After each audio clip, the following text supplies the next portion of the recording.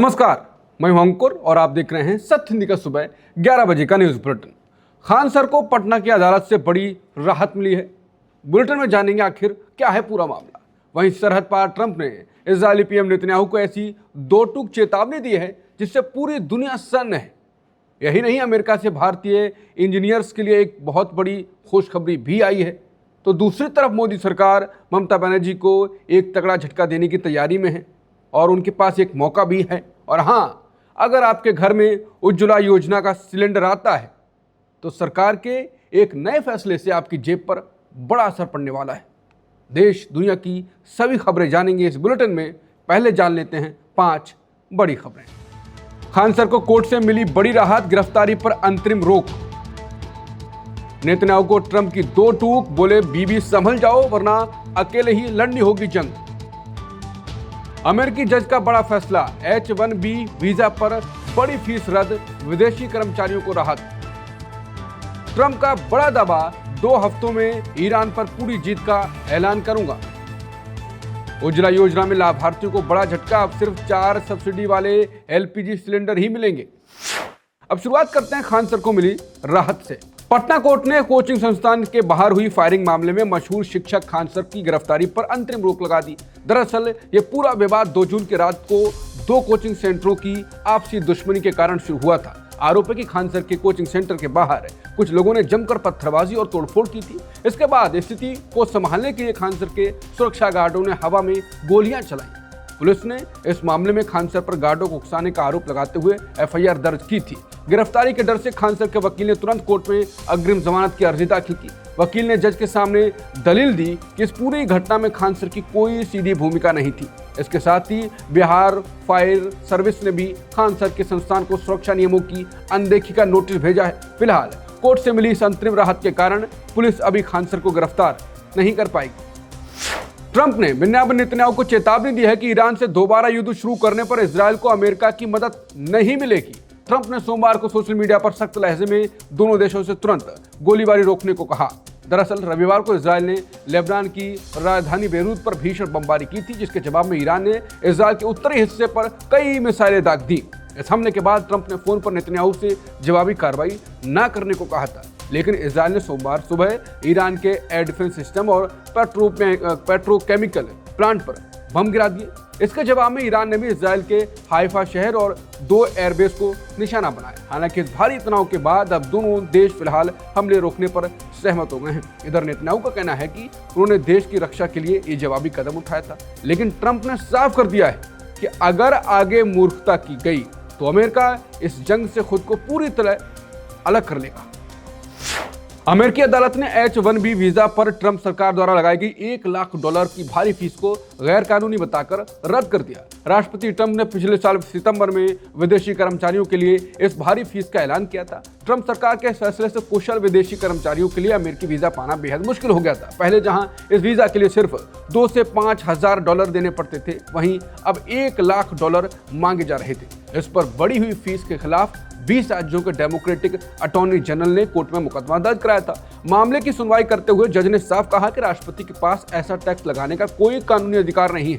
Tax लगाने का अधिकार सिर्फ अमेरिकी संसद के पास है, इसलिए ट्रंप का यह फैसला पूरी तरह गैर कानूनी है। कोर्ट के इस फैसले से अब IT सेक्टर के लाखों भारतीय पेशेवरों को बहुत बड़ी राहत मिलने की उम्मीद है। ओमान के पास अमेरिकी मिसाइल हमले के बाद डूबते जहाज से 24 भारतीय नाविकों को सुरक्षित बचा लिया गया। ये बड़ा हादसा सोमवार को उस समय हुआ जब अमेरिकी सेना ने एक तेल टैंकर को निशाना बनाया। इस जहाज का नाम मैरीवेक्स है और अमेरिका ने इस पर प्रतिबंध लगा रखा था। अमेरिकी सेना का कहना है कि जहाज चेतावनी के बाद भी ईरान की तरफ बढ़ रहा था, इसीलिए अमेरिकी लड़ाकू विमान ने सीधे जहाज के इंजन रूम पर मिसाइल दाग दी। हमला होते ही जहाज के इंजन रूम में भयंकर आग लग गई और वो डूबने लगा। इस बीच जहाज पर मौजूद भारतीय नाविकों ने भारत में संकट के संदेश भेजे। नाविकों ने ऑडियो मैसेज में रोते हुए कहा कि उनके जहाज में बड़ा छेद हो चुका है। उन्होंने ये भी आरोप लगाया कि पास में मौजूद अमेरिकी युद्धपोत उनकी मदद नहीं कर रहा था। हालांकि राहत की बात यह है कि समय रहते सभी 24 भारतीयों को सुरक्षित निकाल लिया गया।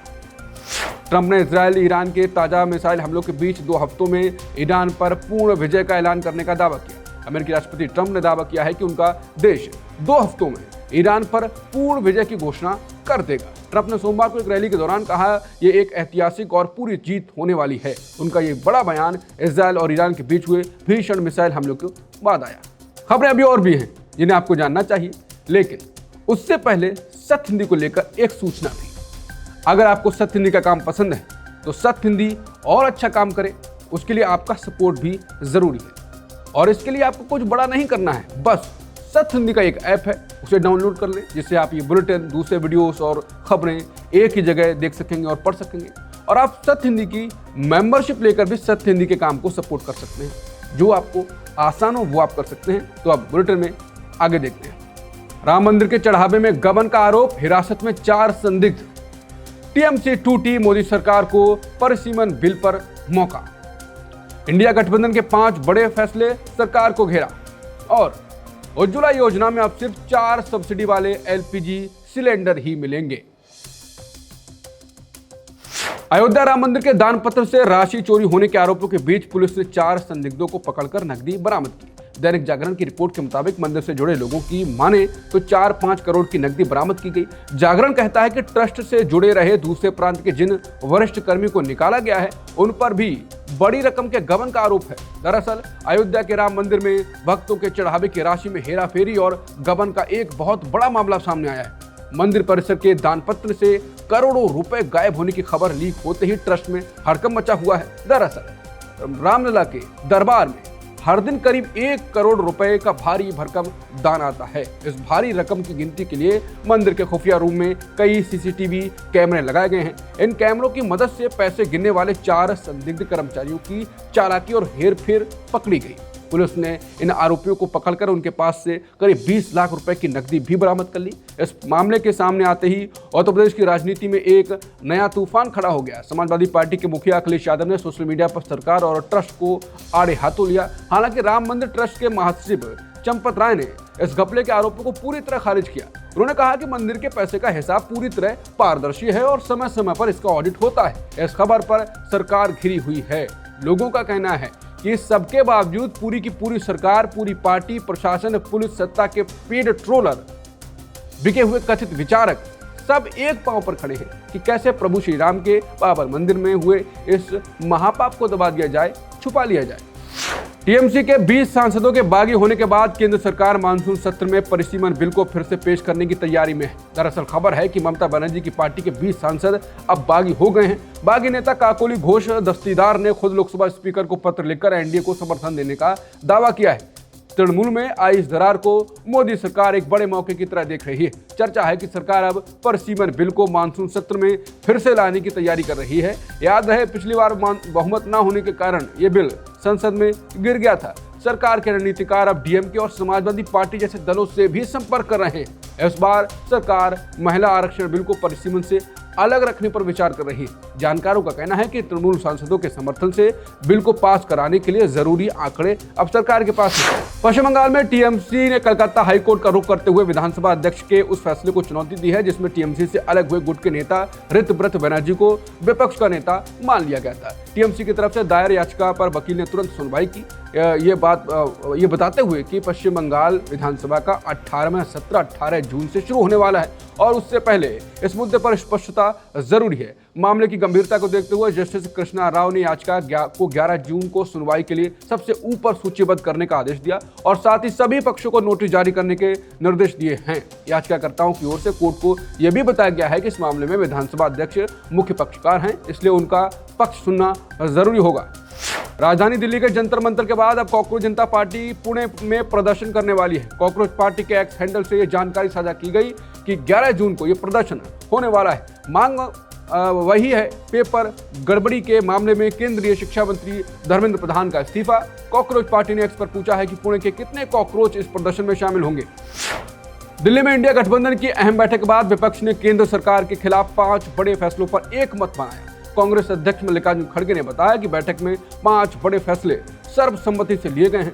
विपक्षी दलों ने तय किया है कि एसआईआर से चुनावों में गड़बड़ी और वोट चोरी के आरोपों को लेकर सीजेआई सूर्यकांत को एक संयुक्त पत्र भेजा गया। बैठक में दूसरा बड़ा फैसला केंद्रीय शिक्षा मंत्री के इस्तीफे की मांग को लेकर हुआ। विपक्ष इस मुद्दे को संसद और जनता के बीच जोरदार तरीके से उठाने की तैयारी में है। तीसरे फैसले के तहत विपक्ष ने केंद्र सरकार से अर्थव्यवस्था के मुद्दे पर तुरंत सर्वदलीय बैठक बुलाने की मांग की। चौथा फैसला विपक्षी एकता को और मजबूत करने से जुड़ा है। इंडिया गठबंधन ने तय किया है कि अब हर 2 महीने में गठबंधन की बैठक आयोजित की जाएगी। इसके तहत अगली बैठक हैदराबाद में होगी। पांचवें और अंतिम फैसले के तहत संसद के मानसून सत्र में विपक्षी दलों के बीच एकता बनाए रखने पर सहमति बनी है, ताकि ये तय हुआ है कि मानसून सत्र के दौरान रोज सुबह नेता प्रतिपक्ष के कार्यालय में बैठक होगी, जिसमें दिन भर की रणनीति तैयार की जाएगी और सरकार को घेरने के मुद्दों पर चर्चा होगी। केंद्र सरकार ने प्रधानमंत्री उज्ज्वला योजना के नियमों में बड़ा बदलाव किया है। सरकार ने अब सालाना सब्सिडी वाले एलपीजी सिलेंडर की रिफिल की संख्या 9 से घटाकर 4 कर दी है। इसका मतलब यह है कि उज्ज्वला योजना के तहत आने वाले परिवारों को साल में सिर्फ 4 सिलेंडरों पर ही अतिरिक्त सब्सिडी का लाभ मिल सकेगा। न्यूज एजेंसी पीटीआई की रिपोर्ट के मुताबिक सरकारी अधिकारी ने सोमवार को कहा, यह बदलाव औसत घरेलू खपत को ध्यान में रखते हुए किया गया है। वर्ष 2016 में शुरू हुई इस योजना के तहत पहले लाभार्थियों को साल में 14.2 किलोग्राम के 12 सिलेंडर सब्सिडी पर मिलते थे। हालांकि पिछले साल सब्सिडी वाले सिलेंडर की संख्या घटाकर 9 कर दी गई थी, जिसे अब और भी घटाकर 4 कर दिया गया है। सुबह 11 बजे के बुलेटिन में इतना ही। बाकी खबरों के लिए बने रहिए सत्य हिंदी के साथ। दोपहर 2 बजे मिलते हैं नई खबरों के साथ। नमस्कार।